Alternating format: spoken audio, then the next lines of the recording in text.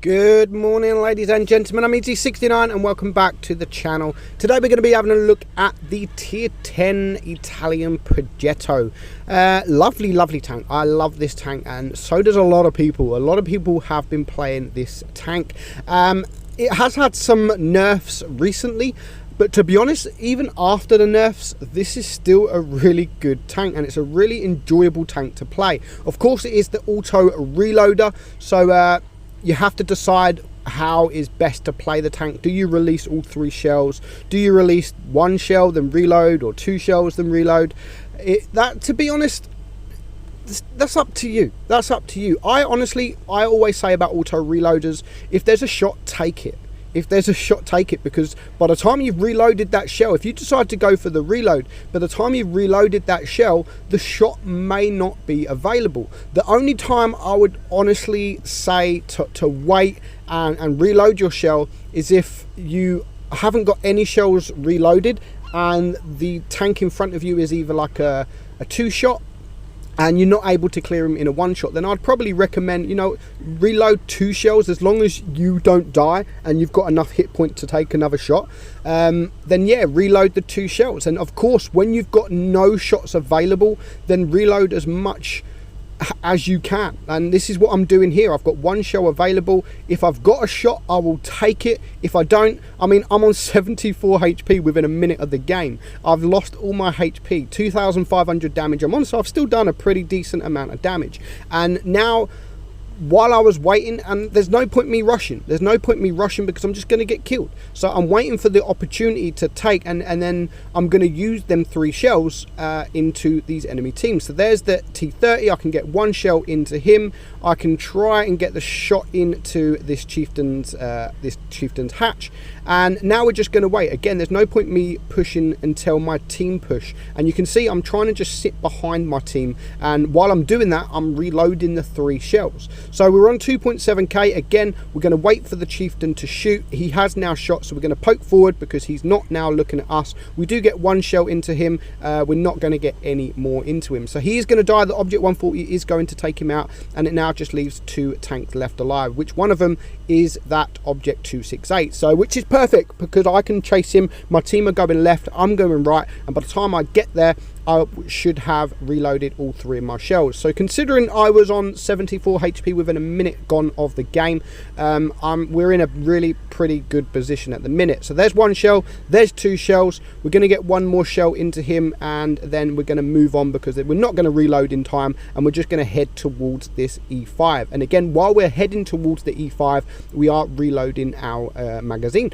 So there's 1 shell reloaded. The enemy do have 2 cap points, so even though it's 5 against 1, it's not over yet. And this is what I mean. Look, I could have waited for that shot, that shell to be reloaded, but you know what? I might have not have had that shot, and this is actually saving my life now, tracking that guy just where he was, and my team were able to take him out. So a pretty good game considering I got absolutely wrecked at the start of the game. First class, 5,090 damage. So we're going to move on to another game. We do have 3 games for you today. 2 of them are me, and one of them is a really good game from someone I'm not even going to mention. I'm not even going to try and pronounce his name. So now we're on Castilla, and we've got 3 mediums. The enemy have 2 mediums, and I'm thinking I'm going to try and do something different where I normally go the medium side. So I thought, you know what, because we've got the majority of the mediums, I don't think the mediums will be around by A. So we're going to try and spot some tanks here, and we do spot the IS-4, and we do actually spot the Leopard 1 in the cap. So again, we do get the bounce, and I'm not going to wait to reload because he's reloading. I can release my magazine into him and then go behind cover, and before you know it, I now only really need to reload 2 shells, but we're not going to, while he's on a reload, we're going to get that shot off. There's no point me waiting to reload 2 shells while he's on a reload. If he's on a reload, I'm going to try and get that shell out and do some damage. So now we're going to go, and we are going to cap B. The enemy are pretty much all over the place. There's an IS-4 up there which we can't penetrate in this position. We are getting shot from the AMX-31ER, so we are now going to try and take care of him. We do have the 3 shells reloaded, so we do get 1 shot. That was a very nice shot into him, and we are going to poke out just to get another shot while he is not looking. And again, Now I'm not going to reload 2 shells. I'm just gonna, even if he wasn't a one shot, I would have still tried to get a shot off into him while he wasn't looking at me. I wasn't aware that those heavies are there. So now what we're going to do, I'm going to go and help my team. I mean, I'm not going to go towards the heavies to the right, because I now know that this IS-4 is all on his own. So if there's 5 tanks all after this IS-4, he's a pretty decent tank. It's a really good tank. So 5 tanks on just this one tank, we should be able to deal with him pretty quickly. And by the time I get there, of course, I do have the 3 shells reloaded. We do pen 2 of them. We've got 1 shell left, and he is actually going to come for me, and I'm not going to get that shot in. Now, I was hoping to back up behind this Jaeger but the E100 decides to think otherwise. And again, we're going to get that shot into his rear. And while he's running away, we are going to take a shot from him. But it's now, I mean, I don't mind taking that shot because I was now able to take him out. And it's now 7 against 4, 6 against 4. And we're on 3.6k damage with 2 kills. So we've done a pretty good job. I think we've done a good job relocating, going for that IS-4, rushing that IS-4, dealing with him pretty quickly, where a lot of people would have probably ignored the IS-4 and gone to the right side where these this Jaeger and the IS-7 etc. is. So I thought rushing the IS-4 was the best decision, and it was a really good decision. So the Jaeger is actually in a bad position. He's up there all on his own. He can't really do too much from up there. He's got no shots. There's an E100 now heading towards B, so I do need to be careful of him.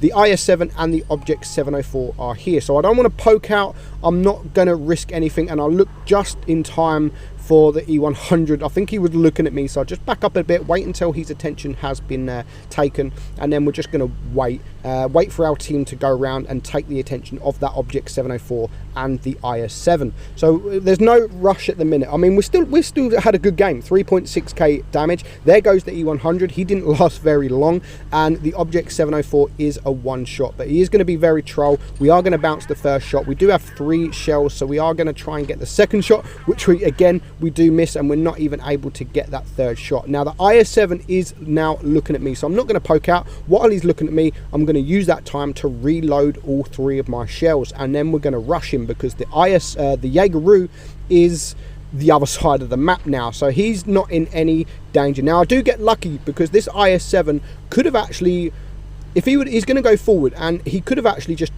take me out and then deal with that T-54, which would have been the best decision, because I'm a one shot. But he's actually focusing on the T-54, which now allows me to use my speed, use the mobility I've got, because this tank is really quick.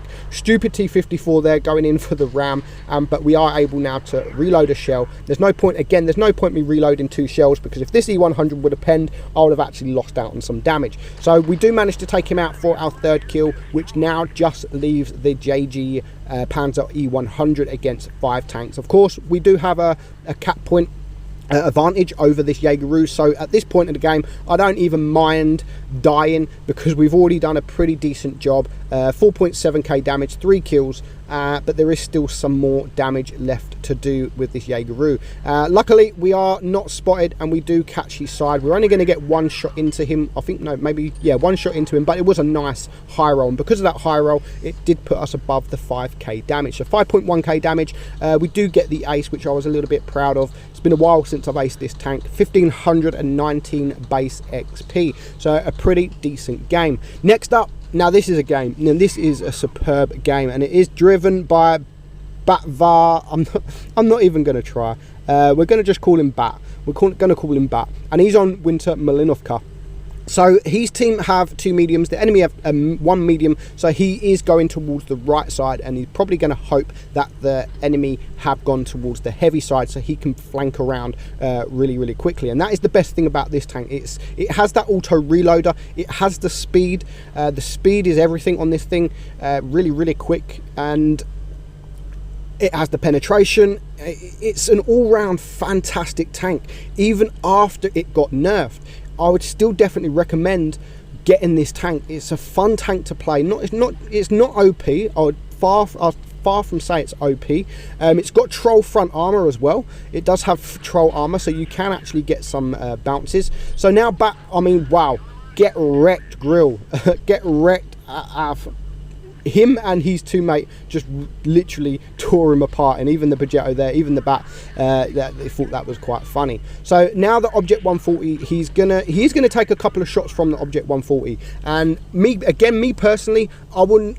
He's hiding now. He's not going to wait. He's not going to take any chances in losing any hit points, because while he's only got one shell, there's really no point at this stage in the game to trade shots if he doesn't need to. So he's going to reload his 3 shells. He does get one. He is going to be able to get another one before that object's reloaded, and he is now going to get the 3rd shell. So now if he wants, he can just hide behind this rock and just reload the 1 shell. And luckily, this is what I mean about troll armor. You can get some bounces, and he's already blocked 620 damage this game. So he's on 2.6k damage. The team are still winning, and now the rest of the enemy team are all up there. So if he can flank around pretty quickly, there goes the grill on his team.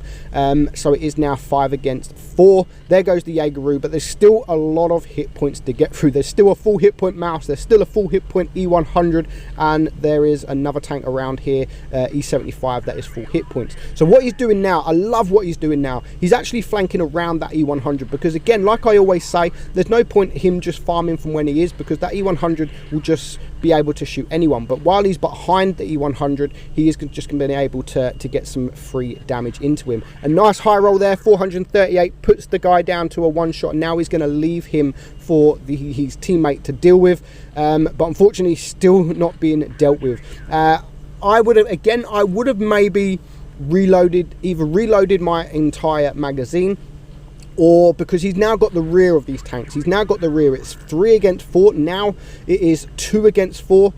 He needs 2 shells against this tortoise, unless he does get a nice roll like that. So it's now, he's bringing it down to a 2 on 3. He's on 5.2k damage. Now if he gets 1 shot here, again a lovely high roll, I would now personally wait behind here, reload your at least 2 shells, so he should be able to deal with this E75. But he doesn't do that. He only reloads the 1 shell, and now it's still going to take 2 shells to clear this guy. But while he's waiting to see this mouse push, he is reloading some of them shells. He's on 6k damage. He has to deal with this E75, and unfortunately does take a shot in return. So he is now a 1 shot, and he still has a full hit point mouse to try and deal with. But he really needs to try and take care of this E75, because even though he's a 1 shot, he's still a 1 shot to this E75 as well. And when there's 2 tanks to try and deal with, it can be a little bit difficult. So he's just trying to reset his camo. Unfortunately, on the way, he does get spotted.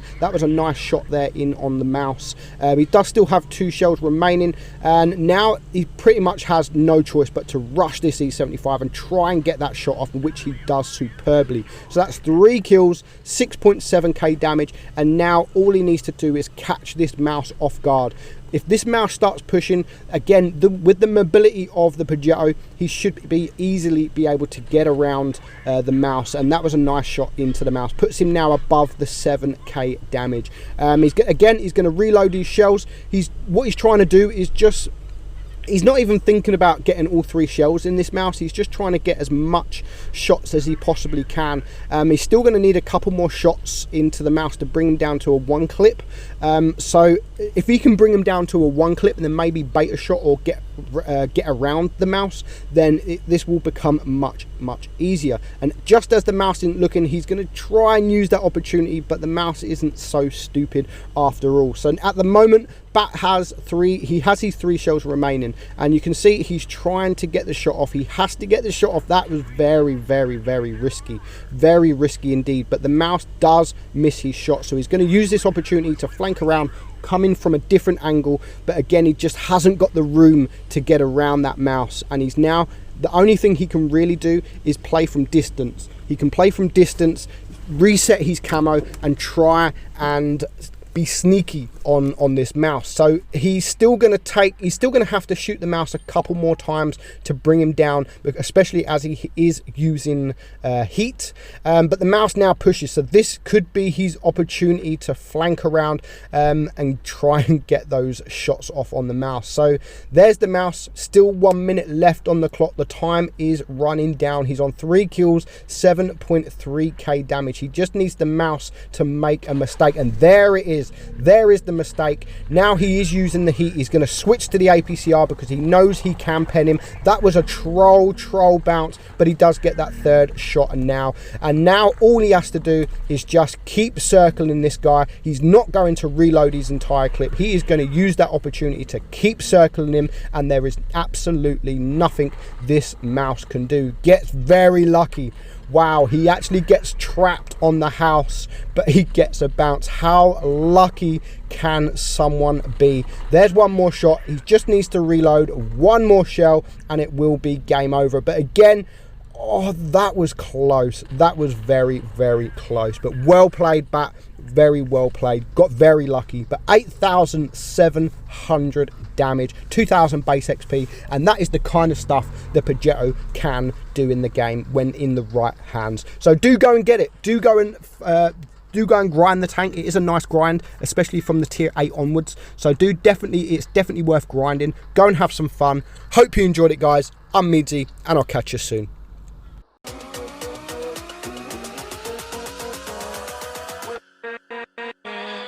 With